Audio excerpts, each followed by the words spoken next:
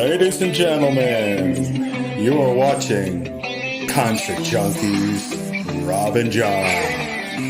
Oh, yeah. What's going on, guys? Doing very well. Still You hot. guys still hot by you? Yeah. So would you like to introduce yourselves and the other band members that are not with you? Okay. It's just us. I am Becky. I'm the vocalist. I'm Jason, the guitarist, and then our bassist, Nine, is absent tonight. He's still working.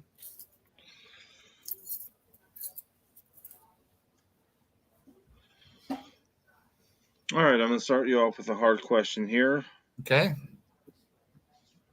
Not musically, but personally, what do you want to leave as your legacy?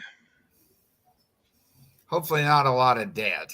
That's the number one thing not to leave. The biggest thing I'd like to leave is just the influence I had on people. Same that, family members that I've got that have passed away, the influence they had on me, just as, personal character. I want to leave kindness. I've tried to teach my children kindness. That's usually what I try. All right, time for a fun question. Mm-hmm. What can you say at a concert that you cannot say to your partner? That's too many times. Purposely, I wanted Becky to be more aggressive on stage.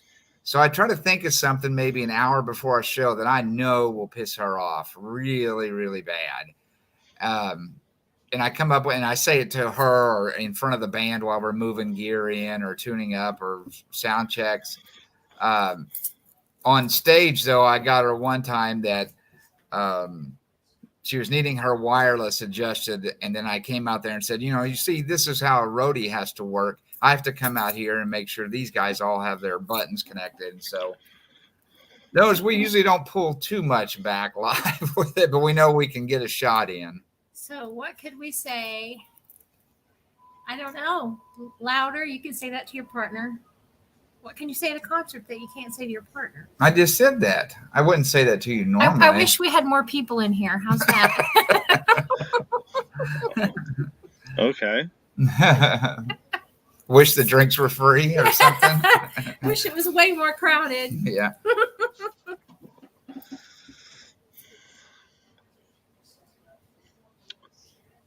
All right. I ask this every episode, and I'm going to probably take it out soon. Mm-hmm. What is your last supper scenario? Who's your 12, dead or alive? Ooh. And one female. Well, I watched the Randy Rhoads special last night on Amazon, and he was a huge influence in my life as a teenager, and in fact influenced me to go on to pursue classical music in college. So he's got to be number one. Frank Sinatra is one that I wish to be there. Can I pick 6? Yeah, that's fine. He will not agree with these 6. That's fine. Chris Cornell. No, I won't agree with that. Scott from STP. Let's see. I'm trying to think of a girl. Probably Doyle's girlfriend. Oh, the singer from Arch Enemy. Yeah. Yeah. Yeah. Okay. I would to visit with her. And I know what 2 more of mine are, which will certainly start a fight in that crowd. Which would be Glenn Danzig and Sid Vicious. I was gonna say, can we have Glenn? Then we might as well have Doyle so I can look at it. Oh, great. I like to. Who doesn't like to look at Doyle? There may have been 12. Was it like 10, 11? Yeah, something like that. Yeah. And we have to invite one. I'm for a fact, no, you don't know him, but around here in Tulsa, a guy named Metal Dave. Everything he wore said Slayer on it. No matter what song you played, it was always play Slayer. And we lost him a couple of years ago, and we still have pictures of him in our shows, front row with the Slayer shirt on. And Yeah, he would be an interesting to invite to a Last Supper kind of thing. In fact, we covered Seasons in the Abyss, and he was up in the front row trying to take Jason's pick out of his hand. Yeah, like you wanted While he me, I was- guess, to stop playing. While he was playing solo. So, Metal Days, that'd be good.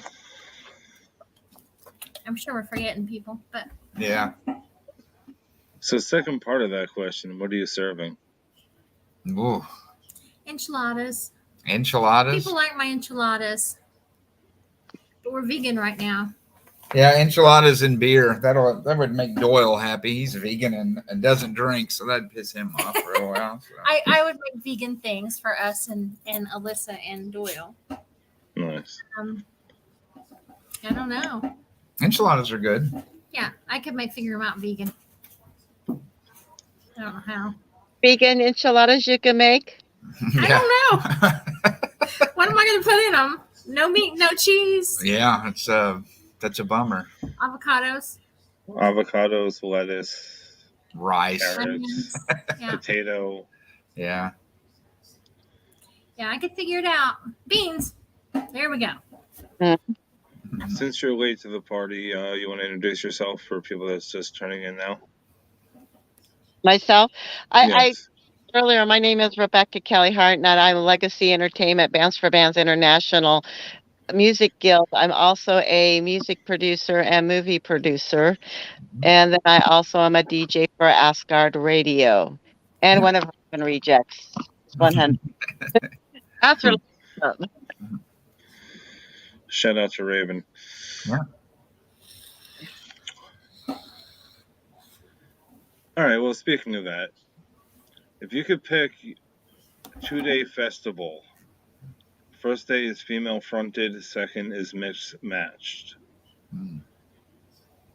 I'll give you 5 apiece. 5. Is. These are hard. I would First thing is say, female fronted. Ginger, yeah, that's, Arch Enemy. and I'll go the other one with it. I'll take Lucifer. Yeah. And Royal Thunder out of Atlanta. Yeah, and Molly the Hatchet. Yeah, no, Ruby the Hatch, not Molly Hatchet. I had a long day at work. Ruby the Hatchet. Yeah, No offense to Molly. no. And what would your mixed ones be? My mixed ones would be. Who would we really like to see? You need a party band, so you got to have Eagles of Death Metal. Oh yeah. That's always a good party band. How about Ministry? Yeah, Ministry's a good one. Eagles of Death Metal, Ministry. And Kitty's back on tour now, so that would be a good one. Misfits. Mm-hmm. Yeah. The original lineup, right? Yeah. Okay. They're playing in Dallas on Halloween. Yeah, we're still trying to get tickets and debate on whether to drive down for that one.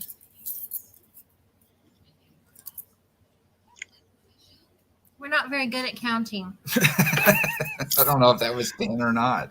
May have been. Okay. So do you have any questions? Up for? Who would be your dream band to open up for a tour? Ooh.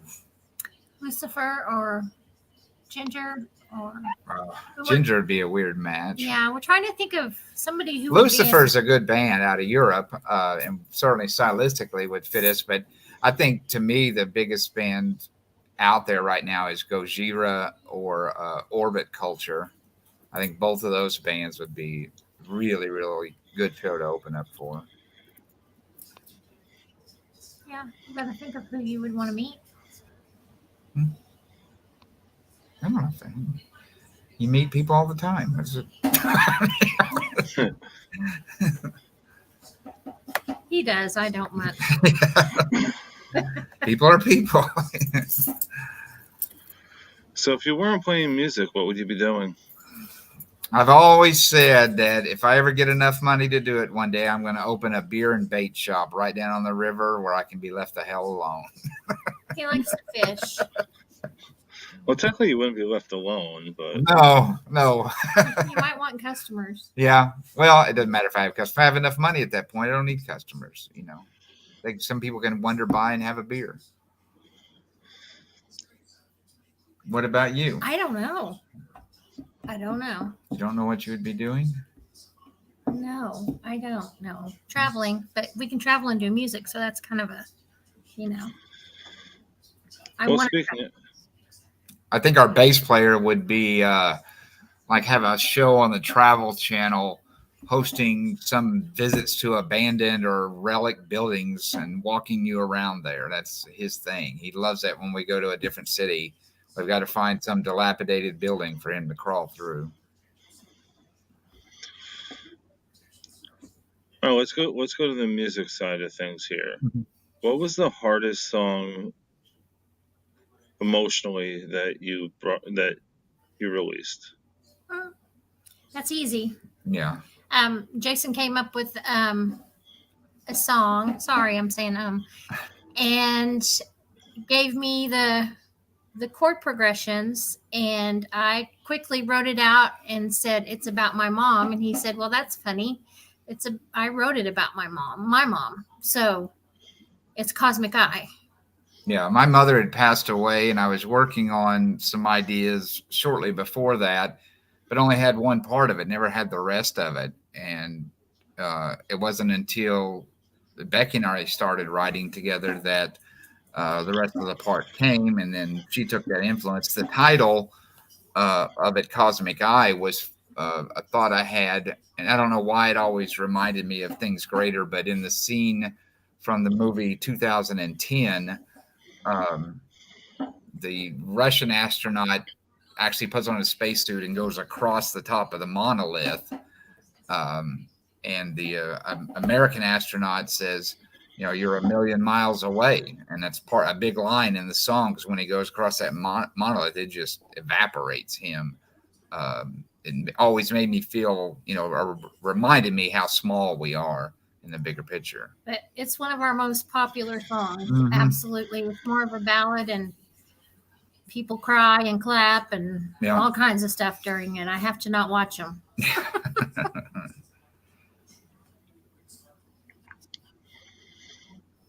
What would be your ideal venue? Where would be your favorite, most ultimate venue you would like to go play at?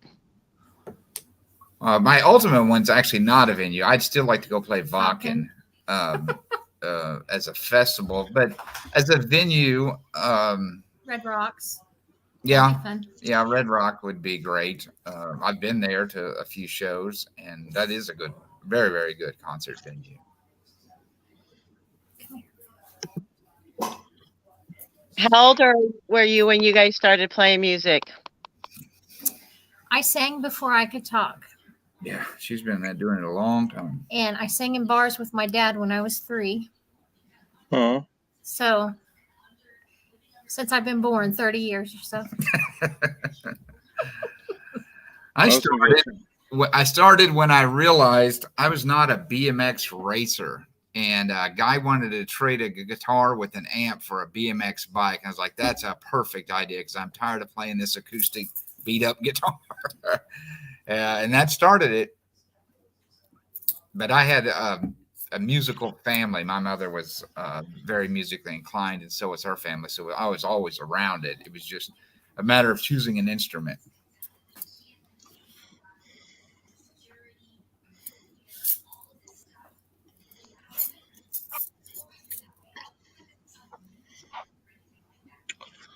When's the next video release? Do you know? Are you working currently on producing a video? Right now, in the middle of writing the new album. We've written this album. I think this is the third manifestation of it. We literally wrote 15 songs and said that's not it, and started again with several others and said that's not it either. And then now we're on the 6th one of the new album, and this one is the one. This is the one we're keeping. So we are hopefully going to make it 10 tracks, 2 brand new tracks. It may be 9 with the re-release of one of the singles in it. And then the video has already been planned out, kind of what we're going to do for at least 5 of the songs out of it. It's going to be similar to what AC/DC did in the 80s with Fly on the Wall, where they took a little 30-minute mini story And then once that was complete, you could watch the whole 30 minutes, or you can actually cut it up, the parts of it, and use it as 5 separate videos. I'll be looking forward to seeing those. Those sound very interesting and awesome. Yeah. I keep looking back because this dog is destroying stuff behind me. That's what they're there for. Yeah. Barking as well. They're little yappadoodles. Yeah. We have one of each. Yeah. One destroyer and one barker. That's kind of like mine. They're siblings. Yeah. One's really like a toddler, always to mischief, and then the other one's just super good, but more timid. It's really interesting. And they're they were born in the same litter, but they're just totally opposite. Yeah. We have a pit bull and a Shorty. Yeah. Now, would you be interested in having your music considered for any of the movies in the future? I think so. I think the one we mentioned a minute ago, Cosmic Eye, would be very, very well suited for a movie. Yeah, to me, that one absolutely would be. And Carousel. I mean, some of the more upbeat ones for action scenes. I mean, that we don't know what a producer would put in there, but Cosmic Eye always seems like it's a movie song. Yeah, it seems, it's big and grandiose. Yeah. You know, sort of. Well, speaking of songs, what is your comfort song? Of our material, or just in general? No, in general, your comfort song. I know the comfort band would be Earth. Oh yeah. And Earth is it's instrumental band. There are no words, and it's terribly slow, and it's just good to lay back on. Yeah. I think that band's kind of always a go-to for me. Yeah. My happy band is Helmet. I like to listen to Helmet when I'm driving around doing things. What's the one song you turn up on the radio, Becky, when you see it come on? No, all right. You don't know? What is it? If you hear it on the radio, I don't know what your song is. Oh, I thought you knew. No, I have no idea. What's your song? Today it was Ooh, Jackie Blue. I don't know if it would be that one. I was just happy to hear that song. God. What's yours? I guess it changes every day. Like you said, when you get in the car and something comes on, it's like, oh yeah, I'll turn that one up. It's my favorite song. Mm-hmm. I think sometimes it annoys me to hear old songs. I think when you're a writer, you crave new. Does that make sense? When you're a creator, you crave to hear new things all the time. Because the old things bring back so many memories, and that's the beauty of music. But as a creator, I want to have new things. So Damn. I don't know. I've always thought that's why sometimes I don't like to get in a music rut, because Raven got in a music rut once, and what she did is she reached out to her fans and asked who would like to learn how to write a song. And I collaborated with her on her Key album, and actually did get a song called In the Silence on her album, and she taught me how to write a song. That's a very good idea. Hired her, and she's actually did that again with her new album she's working on called The White Album. I have a couple of artists who have actually done that, and it helped them funding. We paid for she taught us how to write a song, and some of us made the albums, and some of us just got it for cool experience. Yeah, that's a great idea. Very, very good idea. Especially, like you said, if you're in a rut. Mm-hmm. So where do you guys start the writing process? Is it skeletoned, or is it more of you're all part of it? It usually starts with me with the pieces. I'm constantly recording things on my phone or at home, and then I usually come up with an idea. And what we've done lately is I've taken the idea, maybe 3 blocks of it, whether maybe it's a verse, chorus, or just a riff, and then I give it to Becky. And if it's inspiring or she says, oh, I've got something for that, I've got something vocally, then we take it to the next step and start hashing it out as a group. And then we've got, once we have a basic structure of where we want to go with it, then it gets thrown back to me. And I work out some of the deeper parts, and then we finally get together and rehearse it. But rehearsal times are always hard as usual. So a lot of things we do via BandLab and Google Drive, and just load up material and you learn your part. And when rehearsal comes, you add into it.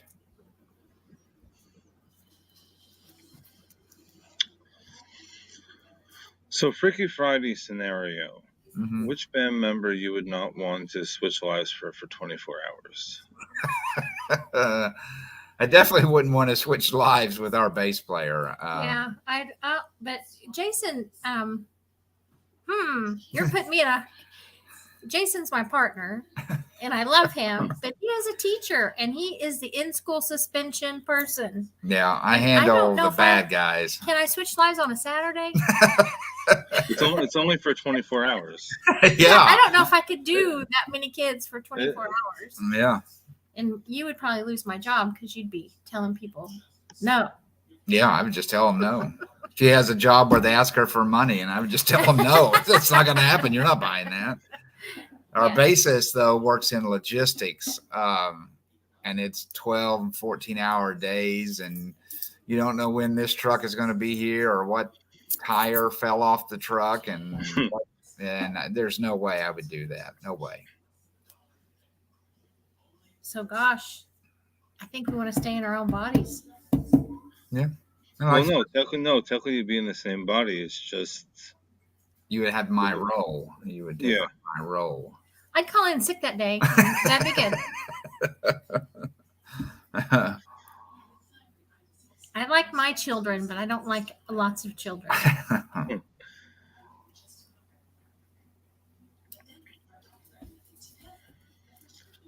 If you could send somebody a song to describe you as a person, not one of your own, what song would that be? If you have two, you can use two.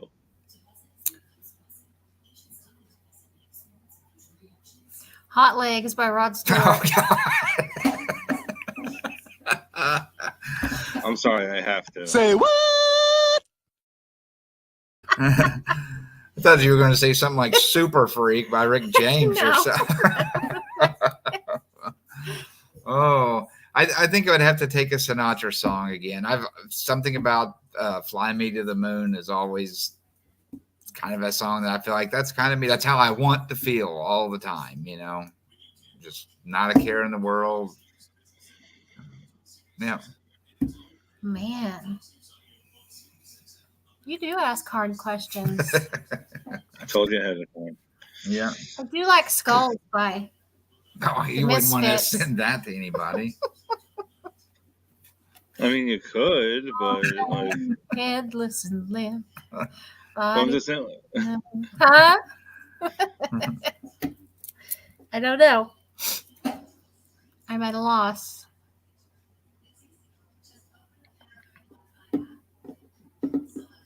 You know what song to describe I you? said Hot Legs. Oh, okay.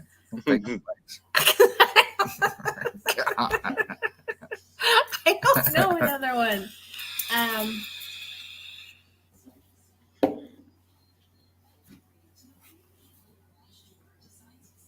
I don't know. Nope. No? All right, we'll give you Hot Legs then. That's what it is. I have hot legs. He says I shouldn't wear shorts on stage. I said legs are the only thing I have left, so let me wear shorts on stage.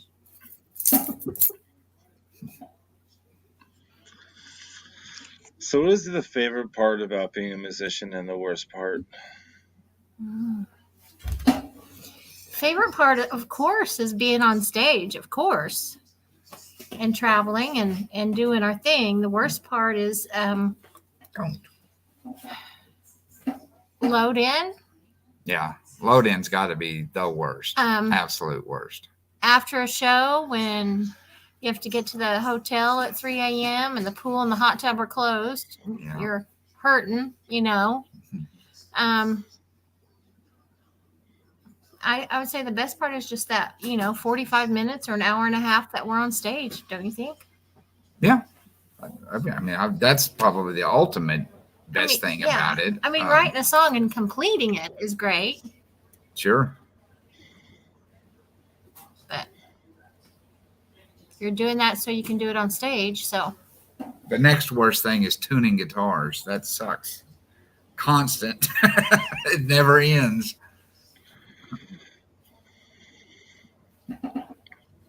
huh? Can't hear her. Yeah, I couldn't hear her.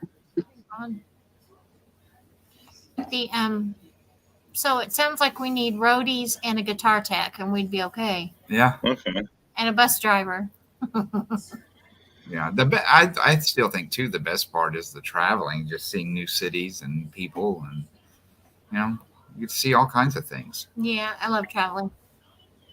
I like to go down a road I've never been on before. If you had your own writer, what would be in your dressing room?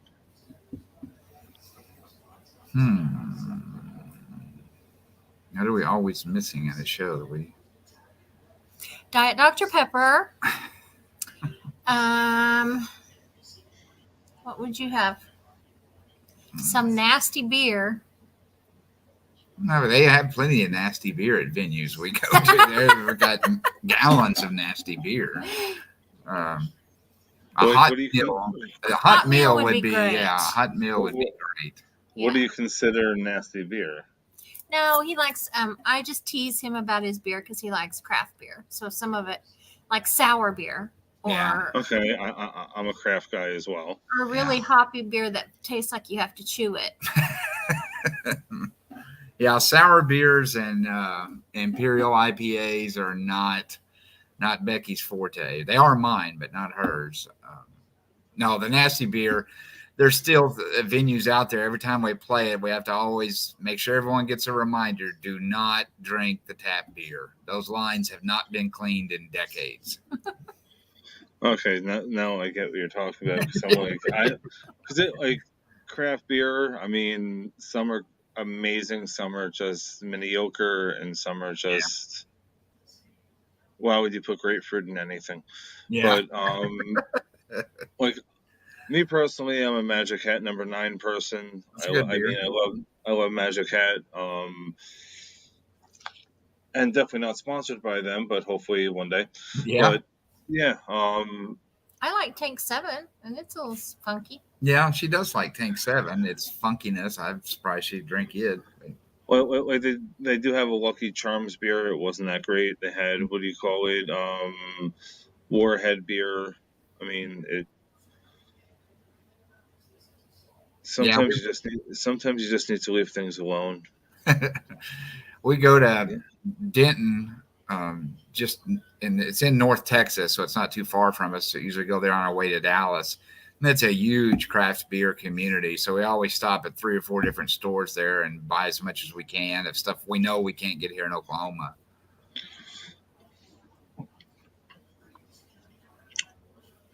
So what do you guys do when you're not playing music? Like, do you play video games or hunt or fish or? Well, I know you fish, but yeah, is there anything that? I would love to sit around and play a video game, but I know that the minute I do, it's going to be a 6-month epic ordeal, and I'm not going to ever go away from it. I'm just going to sit there, and that's what I'm going to do. I can't just. If it was an old arcade type game, yeah, I probably could sit there and play a few hours and then forget it and go on. But Becky and I like to play board games because those aren't epic and last forever. So, can be. Yeah, they can be. I bought a Dungeons and Dragons board game, and that doesn't seem to interest Becky too greatly. Catan? Oh yeah, we play Catan. Oh, yeah, Catan is long. And then I forgot about Ravenloft. Ravensloft, is that the one we have? Yeah, the Dungeons and Dragons. That's fun. I like that. Yeah. So. I mean, Risk can go on for days. What do you call it? Yeah, pretty much any of the games that you've said can go on for hours, days, months, years. Yeah. And when I lived in Texas 4 or 5 years ago, I was brewing a lot of beer there at the house. So that was always a huge hobby going on with me, especially, on Saturdays was Big Brew Day. Um, but then when I moved back up here, I sold all the gear and I just haven't bought it back yet to get started again. All right. At this time, I normally let everybody flip it on me. You can ask me anything. You have a question for him? Gosh. Well, it's too late to ask you for the winning lottery tickets because they just showed on the news a person won the 1 point something billion one. Single person. It ain't me. You know, No, it wasn't me either. wasn't when that I'd be like putting so much Patreons in all my bands. I'd give you guys one, everyone one. Yeah. That would be really fun. What would you do with $1 billion? There you go. A Rob, billion. there you go. So, Probably nothing as different as I do on an everyday basis. I still what go I to work. Yeah. Definitely some would go to charity. Mhm. Some would go to some family members, but mainly charity. I don't ask for much. The only thing I would want to do that I've been always wanting to do is have a festival. Yeah. Oh, yeah. Yeah. It That'd would be be fun. fun. Like a charity festival for what I'm running now is for autism. Like all my merch sales, $5 goes to autism right now. I'm a very simple guy. I don't really need much. Yeah. Of course, I'll get a condo somewhere, and I'm happy with that. I don't need fancy things. Mhm. Not big fancy things you have to take care of and clean all the time. That certainly wouldn't be on my list of things to buy. I think you could hire somebody to clean if you have $1 billion. Maybe. I wouldn't do anything really that much different than I do now. Yeah. Yeah, travel more and be able to meet some of you guys in person finally, but except for that, not really. Yeah, traveling's on my list. and you got to get that bait shop, that beer and bait shop, craft beer and cheap bait. Yep. So where is that one place that you want to go traveling that is on the bucket list? I'm going to go to Germany, and I want to go to Salem Yeah. soon. I want to go to Salem soon. Now's the time to go. I know. Yeah, it's prettier. Mm-hmm. I think for me, I've been to Europe and most of the United States, Mexico, of course, but I would like to go to England and Ireland, that area, just to see or walk in a city that's, has buildings hundreds of years old, more so than we have here in the United States. That to me would be interesting. Ask Jason who he went to Germany with. This is very interesting. I was young then. Well, it's still interesting. So who are you able to go to? Well, in the early 90s, when Headbangers Ball was still on MTV, a friend I had turned on to the Misfits and got him to be a big fan of them. Danzig had just released How the Gods Kill. He sent in one postcard and actually won that trip with Danzig to go to Munich. And so he took me along with him. And so we were there 5 very drunken, hungover days. But obviously it was cool meeting Danzig and Eerie Von and John Christ. All those guys were really cool and we had a great time. But the one most interesting thing that came out of it is Danzig's bodyguard at the time. He was a young guy, but big, like football player type. And years passed, and I think it was about 10 years later, and I was watching TV, and I thought, damn, that looks like that guy. And so I got on his website for whatever. I think it wasn't on history. It was on something. And I messaged him, and he said, yeah, man, I do remember you. We were there. And that was Jesse, the guy from West Coast Choppers. Really? Yeah, he went on. Jones or He whatever. said he went on and said he got into building bikes and fabricating, and he's still out there and still friends with Danzig. And he said, "Yeah, man, it's just how funny how it all worked out." And then they came through Dallas, and we met up with them again. That's pretty cool. Yeah, so that was the oddest part of it all.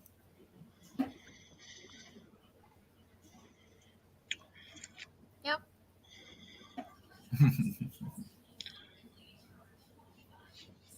So, is there any bucket list bands that you have not seen yet that you want to? Yeah. Mm. Lots of them. I've not seen the Misfits. Yeah, I have a couple of times. Gojira. I mean, we're big Gojira fans. Mm-hmm. I finally got to see Slipknot this year. We love Lucifer, the band. That would be fun. Yeah, but I don't know if that's a bucket list band. No. I'm not gonna. You're not going to spend your bucket? No, I'm not spending my bucket on that. I've seen Black Sabbath on the reunion tour. Would be a bucket list band. Oh, one that we missed. We should have gone to it. It was a bit of a drive. I'd like to see Rammstein. Yes. They came through to San Antonio, and some of our friends here went down, and we knew they were coming to the States, but we just dropped the ball on it. But I'd like to see it just purely for the production of that show. I got to see them in their prime. Wow. I got to see them the first Family Values tour, 1998 or 9, I believe. Mm-hmm. Yeah, that's a big production. We've played with bands, at Rocklahoma that brought 100-man crew in to put that up, and then of course when we saw Slipknot this year, that was a huge crew that came in to set that up. In this moment. Yeah, and In This Moment was part of it, so that complicated it even more. But I'd like to see that Rammstein, how that full production's put together. They say it's like a city, like semis and semis worth of stuff. It's like moving a city. Yeah, there's a lot of stuff that goes into it. Yeah. What was your first concert you ever went to? Mine was Kenny Loggins and Stevie Nicks. Oh, I got one worse than that. Wait, it was Loretta Lynn. I was like 7. I lied. My first rock concert was Kenny Loggins and Stevie Nicks. I'm all about Stevie Nicks. Now, my first one was at a convention center in a very small town here in Oklahoma, and it was the Oak Ridge Boys and Freddie Fender opened up. I'll never forget it. I was like, golly, what? My mother loved that Solid Gold country, and so we had to be there, had to go to that show. Well, I saw Loretta at a rodeo.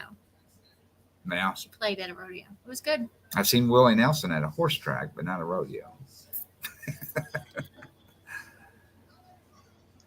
Have you ever walked out of a concert?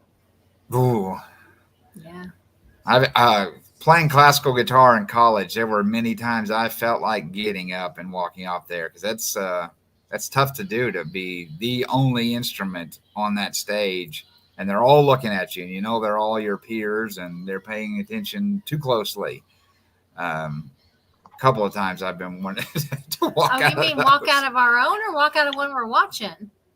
No. Well, I mean, the pendulum swings both ways, but yeah, as a patron as well, have you ever walked out?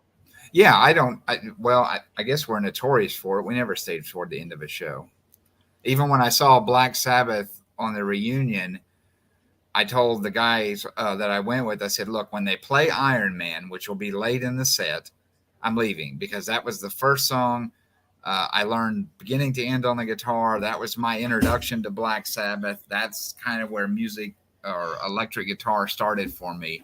And so that was up to like the 90-minute point, and they played Iron Man. And as soon as it was done, I was like, I'm ready. Let's get in the car. That was the moment I needed. I'm normally the first one there, and I leave to the end. You never know who the openers are going to be. You don't. Yeah. No, we usually do arrive for openers. We absolutely do that. I support all the openers. Oh, yeah. We absolutely do too.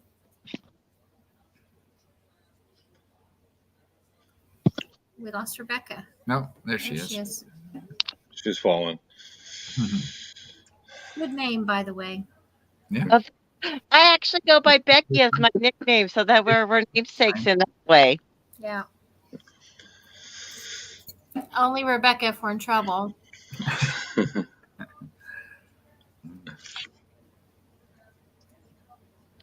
Raven So what, Becca Hart, she made me into a character in her comic book she wrote.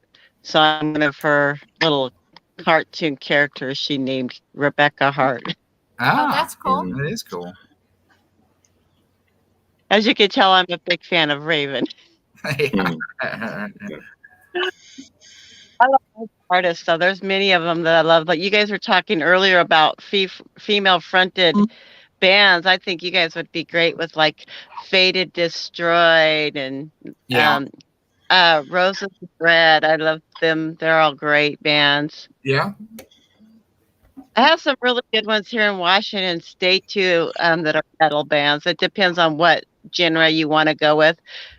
You know, like you said, you could go opposite of what you're doing for the show, or you could try to mesh. Sometimes it's interesting, especially when I do like you were talking about fundraisers events. I did like veterans event last year here, and with my bands here, I just got a mishmash. It was like literally all genres that Yeah. ended up in that show. We've done that. We've played a show with a dance band, like a total cover. Yeah. Dance band. We did a series It was of great, bands, yeah. a series of shows with that band, and that always really worked out well. It was a good mix. I did that with the Battle of the Bands as well because we wanted to suit everybody's taste, and it was like a family event. It was called the Big Squatch out in Port Angeles. I don't know. You said you were from this area, so you might know where Port Angeles is. Yeah. From Top Gun, the movie Top Gun, Yep. and it's really beautiful over there. Yeah.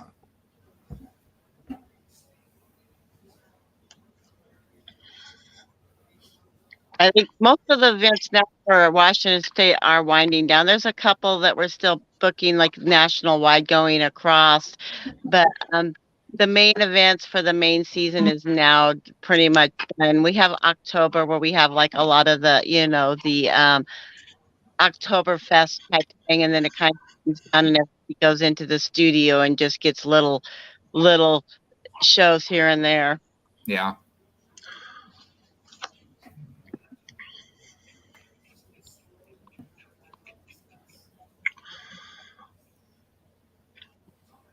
And then did you say that I must have missed it, but maybe you did say it, and I'm going to probably re-ask you this. Did you planning on touring in 2023? Yes. Yeah. Once that new album is completed, we just kind of put it off for too long. And once that's done, and of course the video is set up, the plan is kind of do like basically what we did from the beginning, and that is set the whole production up and get it all ready, and then take it out there as many shows as possible. do you have a time frame on that? I would like to see the album completed at the first part of next year, and then certainly be ready and out there playing during festival season start, which around here, starts in late March, just after spring or right around spring break is when it starts pushing through here. Are you going to do a full length, or you're going to just do EPs left and right? No, this will be a full length one.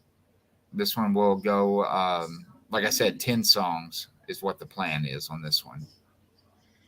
Well, anything that's rock or rock metal, I could play on my segment for Asgard on that goes from like 9 to 11. Yeah. If Great. Very good. Something you could come on an additional interview, and so can Robert again on Ask Radio. That goes to 70 countries. We have 1 million listenership on that.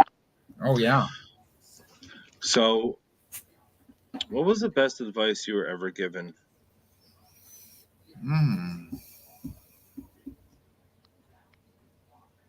My mom told me you can do anything you put your mind to. I think one that sticks with me is one my father told me, and he said to him, and what I should consider is that what defines your character is how you handle situations. And I'm sure he was referring to, how do you handle a tough situation. That'll define your character real quick. And I try to remember that all the time. Like she said, I work with the trouble kids and in school suspension. So I have to handle conflict quite often. And I constantly think of how I handle this is defines my character, who they think I am, and who my employers think I am. So normally when shit hits the fan, they come to you. Oh yeah. Like Yep. I'm saying. Yep, they send them to him for 5 days sometimes. Yep.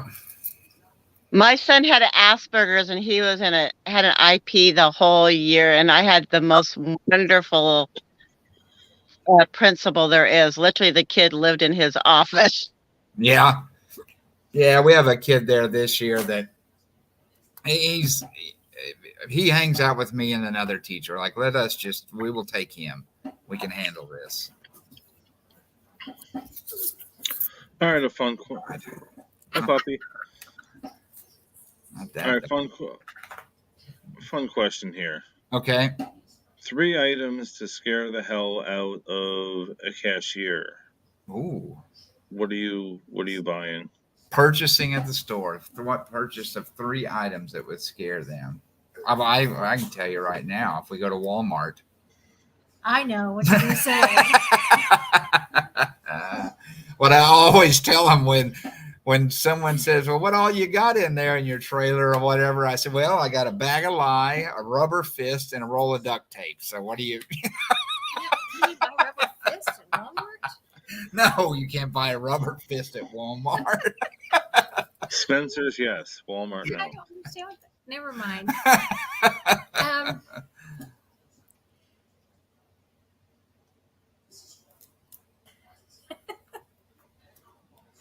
I don't know. Like a vibrator. You can't even buy that at Yes, you can. at Yes, a regular store. Not a Walmart, but a You regular. can at Walmart. Yes, you can. Oh, you can. Wow. Yeah. It's in the lock cabinet. Mm. You're trying to scare the cashier now. Okay, a vibrator, laxative, and A bag of Cheetos. I don't know.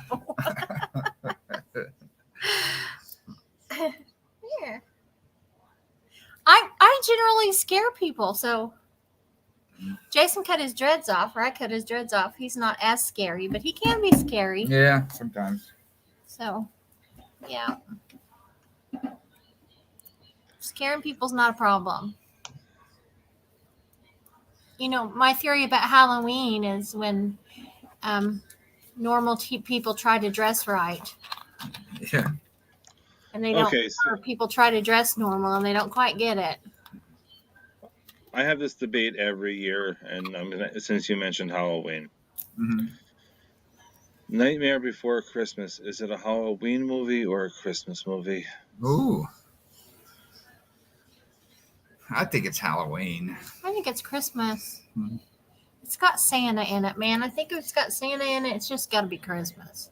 But you can dress up as Santa for Halloween, though. Yeah, you could. It's a dead Santa that's in it, right? Technically.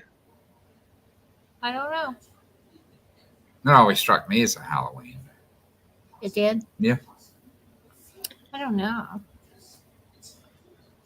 Since we're still on the same topic of Halloween, Mm-hmm. what did you always want to be for Halloween, but you never got a chance to, or couldn't afford to?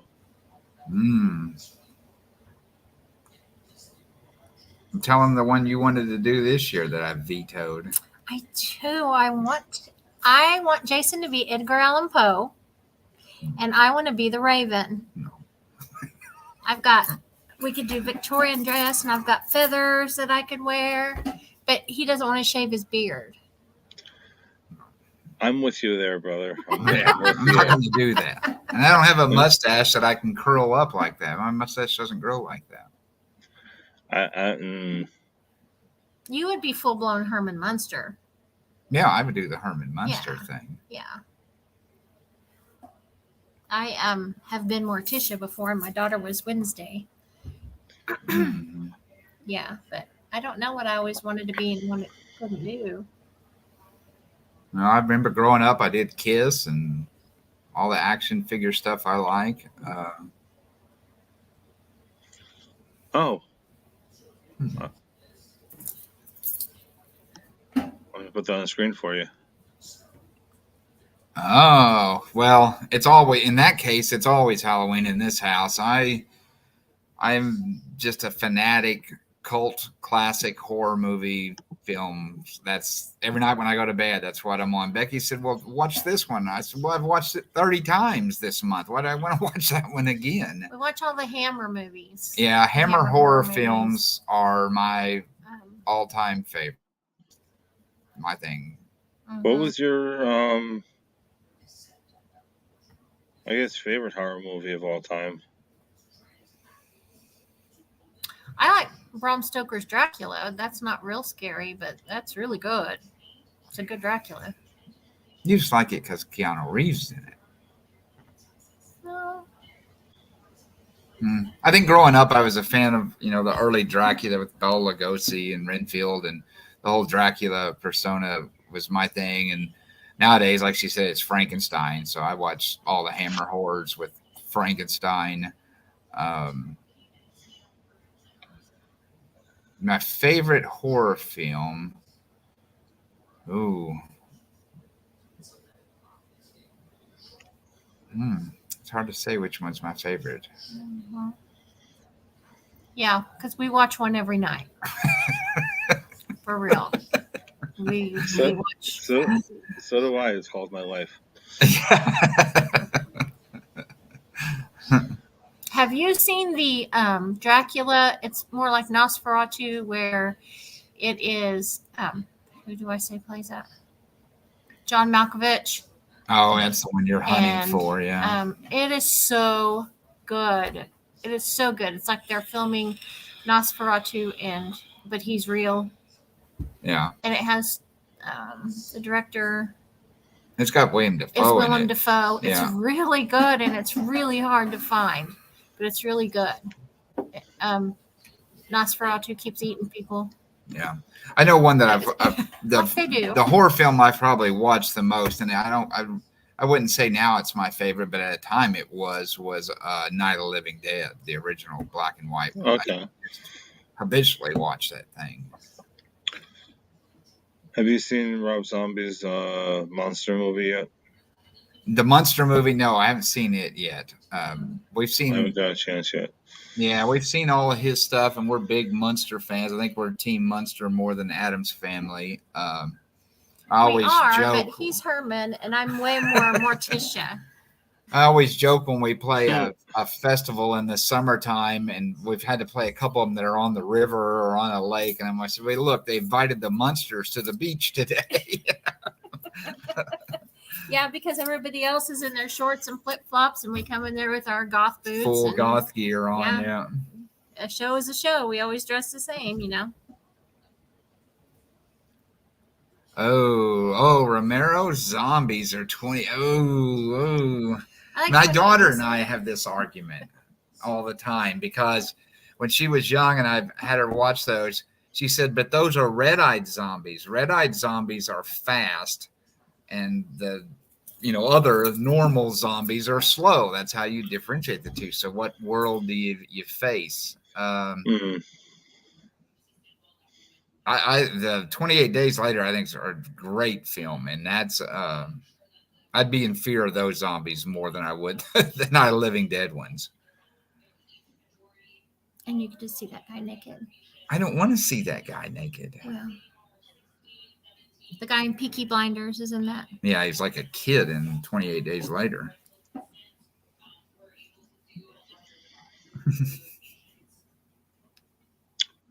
Oh, you don't have audio. Oh, Rebecca doesn't. Yeah. Yeah.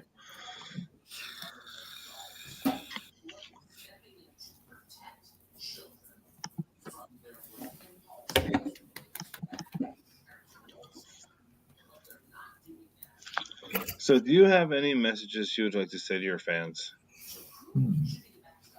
Hold on, we're coming. Yeah, we're doing, I think one that they're probably not aware of, but we certainly hinted about it, and only a few know, is that we are changing drummers. That's something they probably don't know. The new material and what our old drummers influence and writing style was, it's just not going to work on the new material. So we are switching that.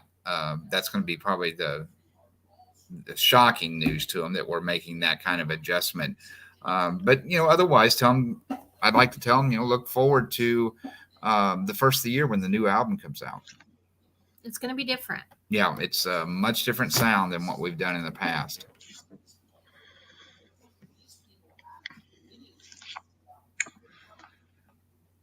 And do you have any advice for anybody coming up now?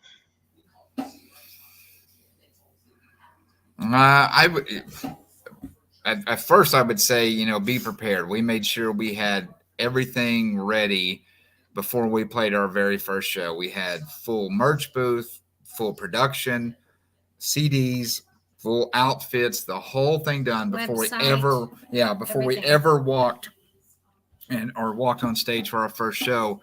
And we didn't have to do anything for about a year and a half but play shows, because somebody'd say, "Oh, do you have this?" Yep. And immediately you emailed it or you had it right there in your hand, because we'd done so much pre-production.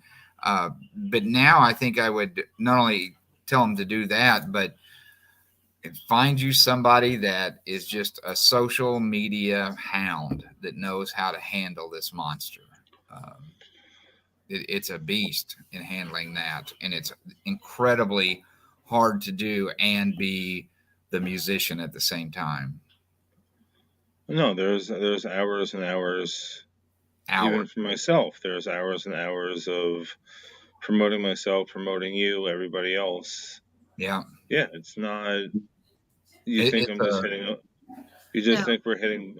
Just think that we're just hitting buttons. We're not. No, it's a craft, a skill at the highest level to do it, and it's something that is living. It's never the same. It evolves and changes, and yeah, I do a lot of it for us, and it's time consuming. It is. It takes a lot of time, and they keep changing up how they're doing the platforms too, and trying to sync up pages. That's what I had experience with this week with Facebook, trying to sync up my various different platforms. So it's kind of tricky now, because now I switch into these other platforms, and now I'm the same entity but a different entity at the same time. So I don't have all the same friends on certain platforms. It's really interesting that you could be the same person on your individual page, have 5,000 people. On a band page, you could have millions of people and be the same person. Yeah. I don't know why they don't let us combine it all. And people you meet in the industry, 1 month we're all about Facebook likes. That's how we decide. And the next month, it's all about Spotify streams. And the next, it's all how many YouTube views. It's a mess to keep up with that.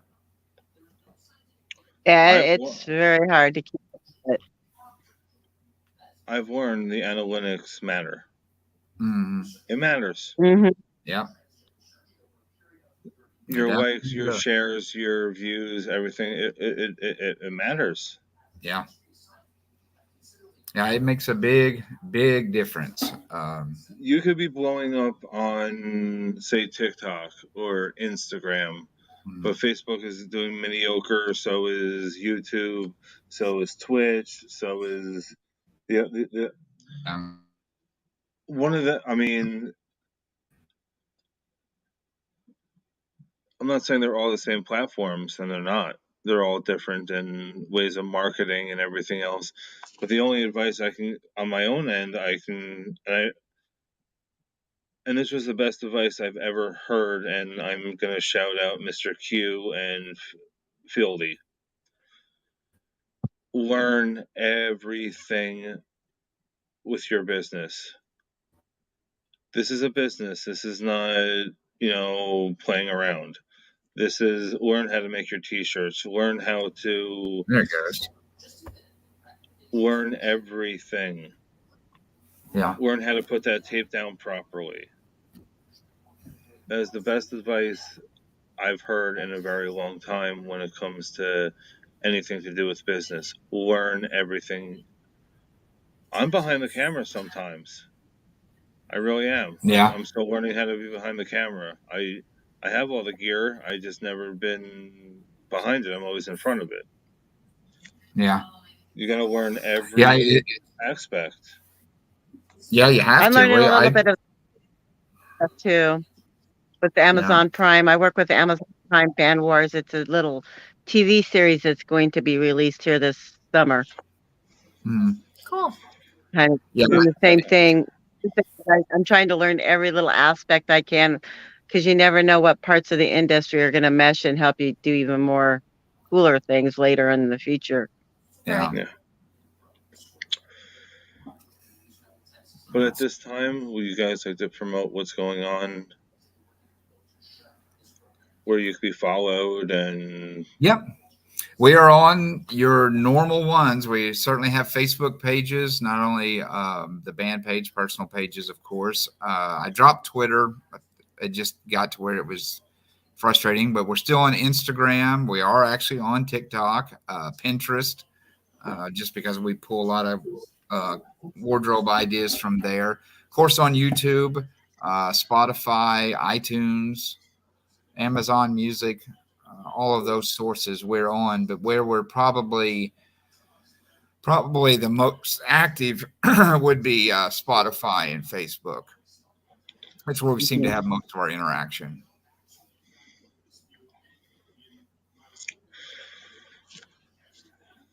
so I'd like to thank all of you for your time. Thank And you. once again, this will be on Facebook, YouTube, Twitch, and please don't, reminding everybody to please follow, like, subscribe, Yes. and have a great night, everybody. You too. Have a good evening. Thanks for having us.